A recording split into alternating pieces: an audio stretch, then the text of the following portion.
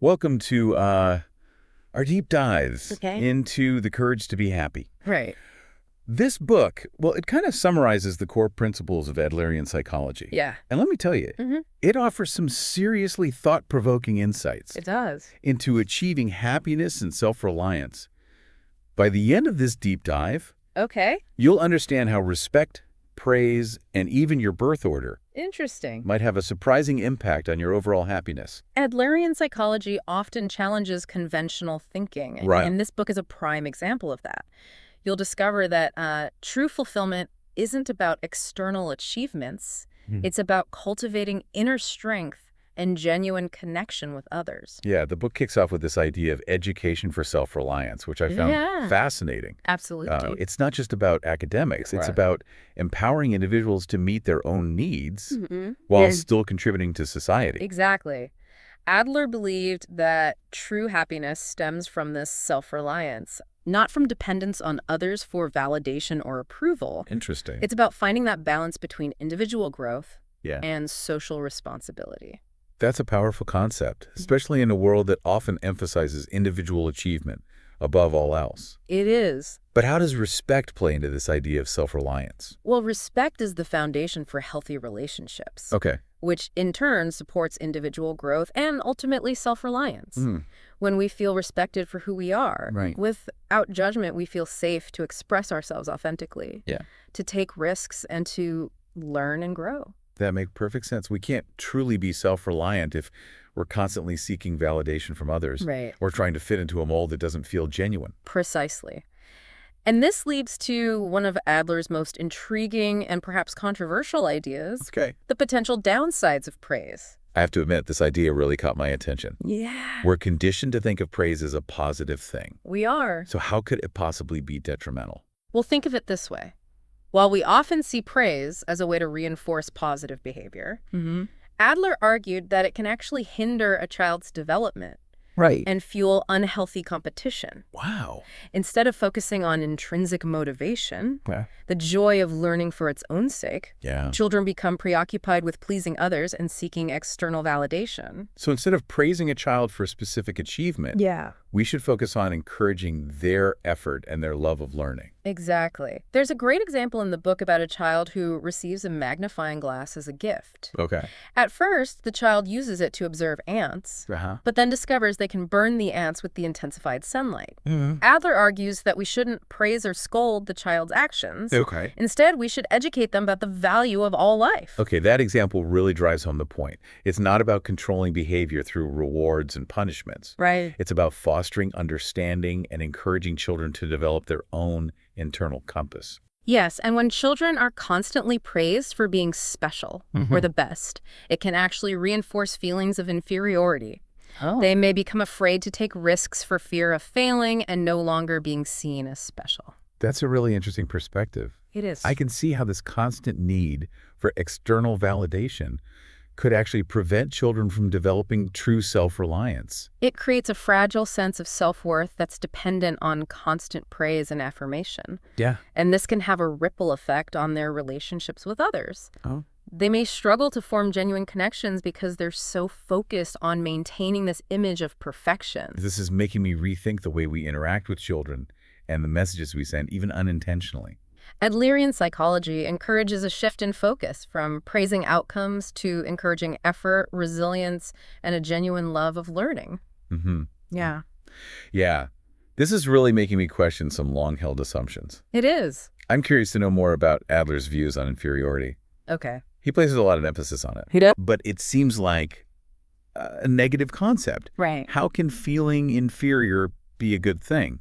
Well, Adler saw feelings of inferiority as a natural part of human development. Okay. We all begin life as dependent infants, Right. completely reliant on others. Hmm. These feelings of inferiority, rather Yeah. than being something to avoid, Right. can actually be a powerful motivator for growth. So it's not about eliminating those feelings, but about reframing them. Exactly. Okay. Instead of seeing them as weaknesses, we Yeah. can see them as a springboard for growth. Oh. It's through striving to overcome our perceived limitations that we learn adapt, and ultimately evolve. So how do we apply this in a practical sense? It's about recognizing those feelings, Okay. accepting them as a natural part of the human experience, Right. and then channeling that energy into positive action. Instead of letting those feelings hold us back, we can use them as fuel to push ourselves forward, to learn new skills, to build stronger relationships. That's a really empowering perspective. It is. It's not about denying our imperfections or pretending we don't have weaknesses, Right. but about seeing them as opportunities for growth. Yes, and that leads us to another crucial element of Adlerian psychology. Yeah. The profound importance of interpersonal relationships. Okay, let's talk about that. Why are relationships so central to Adler's concept of happiness? Adler believed that true joy comes from connecting with others. Okay. And contributing to something larger than ourselves. It's about recognizing our inherent social nature and understanding that we thrive in connection with others. So true happiness isn't found in isolation or in pursuing solely individual goals. It's not about isolating ourselves and striving for individual success at the expense of others. Okay. Instead, it's about understanding that our well-being is intertwined with the well-being of those around us. Our relationships provide us with a sense of belonging, purpose, and meaning, all essential ingredients for lasting happiness. I can see how this ties back to the idea of self-reliance. It does. It's not about becoming completely independent, but about finding a healthy balance between individual growth and social connection. Precisely. And this is where the role of educators becomes crucial. By modeling positive relationship dynamics in the classroom. Teachers can help students develop the skills and attitudes necessary for building healthy, fulfilling relationships outside of school. It sounds like education in this context goes far beyond simply teaching academic subjects. Absolutely. Adlerian psychology emphasizes the importance of holistic education, an approach that nurtures the whole child, including their social and emotional well-being. This type of education is fundamental for fostering both self-reliance and happiness. Speaking of family dynamics, this might be a good time to delve into Adler's thoughts on birth order. Okay. I've always been intrigued by birth order theories, but they often seem a bit simplistic. What's Adler's take on how it influences us? While Adler didn't believe that birth order is deterministic, he did acknowledge its significant influence on personality and tendencies. Interesting. It provides valuable insight into how our early family dynamics can shape our perceptions and behaviors. That makes sense. So it's not a rigid formula, No. but rather a framework for understanding those early influences. Can you give us some examples of how specific birth order positions might manifest in personality traits? For example, firstborn children, often showered with attention and responsibility early on, tend to develop strong leadership qualities and a drive to achieve. However, they might also be prone to perfectionism and a fear of failure. I could see that at the firstborn, they're setting the pace, paving the way for their younger siblings. Exactly. What about those younger siblings? How are they typically affected? Younger siblings, on the other hand, often grow up in a more relaxed environment. With less pressure to be the trailblazer, this can lead to greater adaptability and stronger social skills. However, they may also be more inclined to seek attention and challenge authority. It sounds like each birth order position comes with its own set of strengths and potential challenges. Exactly. And understanding these tendencies can help us better understand ourselves and our relationships with others. It also allows us to challenge any limiting beliefs or behaviors we may have developed based on our birth order. So it's not about feeling trapped by our birth order, but about using that knowledge to gain self-awareness and make conscious choices about how we want to live our lives. Precisely. We have the power to shape our own destinies, regardless of where we fall in the family lineup. This brings us back to that core principle of self-reliance. Adler believed that true happiness comes from taking ownership of our lives, including embracing the impact of our birth order, while also transcending any limitations it might impose. This is all incredibly insightful. It is. I'm starting to understand how these various pieces of Adlerian psychology fit together.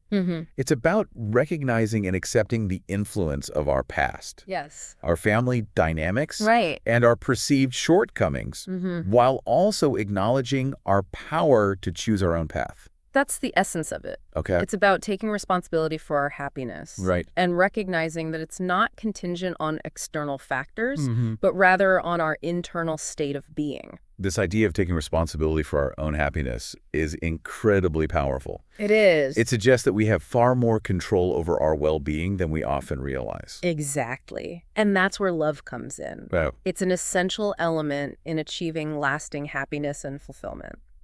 This is where I'm really intrigued. Okay. How does love factor into Adler's philosophy? Yeah. Especially in the context of self-reliance. It seems like a bit of a paradox. Adler believed that true love is not about losing yourself in another person, but about breaking free from self-centeredness. Okay. It's about shifting our focus from me to we. So it's not about romantic love, But not necessarily. but a broader concept of love that encompasses all of our relationships. Yes. It's about recognizing our interconnectedness and striving to contribute to the well-being of others. I'm starting to see how this ties back to self-reliance. It does. It's about recognizing that our own well-being is ultimately interconnected with the well-being of others. Exactly. By focusing on the we, Right. we actually strengthen the me. Exactly. When we shift from a self-centered to an other-centered perspective, we tap into a deeper well of strength and fulfillment. Right. We no longer rely solely on external validation or approval to feel good about ourselves. It sounds like, in a way, Yeah. true love is the ultimate act of self-reliance. I think that's a great way to put it. By focusing on the well-being of others, Right. we find a sense of purpose and meaning that transcends our individual needs. That's a great way to put it. Yeah. Adler believed that true happiness comes from living a life of purpose. Yes. And that purpose is often found in connecting with others and contributing to something greater than ourselves. Exactly. This completely reframes the way I think about love and happiness. It does. This has been an incredibly illuminating deep dive. It has. It feels like Adlerian psychology offers a whole new framework for understanding happiness and self-reliance. It does. One that challenges many of the messages we receive from society. It offers a different perspective. Right. It's a psychology of courage that encourages us to embrace our imperfections, Right. connect authentically with others, and live a life of purpose and meaning. So much of what we've discussed resonates with me. Yeah. Especially this idea that true happiness isn't about chasing external validation, Right. but about cultivating inner strength and connection. And it all starts with courage. The courage to be imperfect. Right. The courage to be vulnerable. And the courage to love deeply and authentically. What stands out to you as the most impactful takeaway from Adlerian psychology? For me, it's the realization that we have far more agency in shaping our lives and our happiness than we often believe. Yeah. We're not simply products of our past or our circumstances. Right. We have the power to choose our responses, Okay. to reframe our perspective, Yeah. and to create a life that aligns with our values. That's incredibly empowering. It is. But how do we actually put these ideas into practice? Well, Where do we even begin? it begins with self-awareness. Okay. Take some time to reflect on your own beliefs about happiness and success. Yeah. What are you chasing? Right. What are you afraid of? Are you holding yourself back out of fear of failure or judgment? Those are some big questions. It can feel daunting to even begin to unpack all of that. It can be, Yeah. but it's a journey worth taking. Okay. Once you've done some introspection, Right. ask yourself how you can shift your focus from me to we. Okay. How can you contribute to something larger than yourself? Yeah. How can you build stronger, more meaningful relationships based on respect and understanding? It's about finding that sense of purpose and belonging that we discussed earlier, isn't it? Exactly. Yeah. And remember, it's not about being perfect Right. or having all the answers. Yeah. It's about embracing the journey with all its ups and downs, learning from our mistakes, Right. and constantly striving to become the best versions of ourselves. As we wrap up this deep dive into Adlerian psychology, Okay. I want to leave you with one final question to ponder. Right. We talked about how true love, that selfless kind of love, Yes. can actually lead to greater self-reliance. Mhm. So the question is this: how can you cultivate more of this love in your own life and community? That's a great question. How can you shift your focus from me to we and create a ripple effect of happiness and fulfillment in the world around you? That's a powerful question, and ultimately, the answer lies within each of us. Okay. But it starts with a willingness to open our hearts. Right. To connect with others authentically, and to contribute to something greater than ourselves. Yeah. It's a journey that requires courage, compassion, and a commitment to personal growth. But the rewards, both for ourselves and for the world around us, are immeasurable. This has been an incredible exploration of Adlerian psychology and the courage to be happy. It has. Thank you for joining us on this deep dive. Of course. We hope you've gained some valuable insights. Yeah. And perhaps even a renewed sense of hope and possibility. I hope so. Until next time. Yeah. Keep exploring, keep learning, and keep seeking those deeper connections that bring true happiness and meaning to life. Exactly.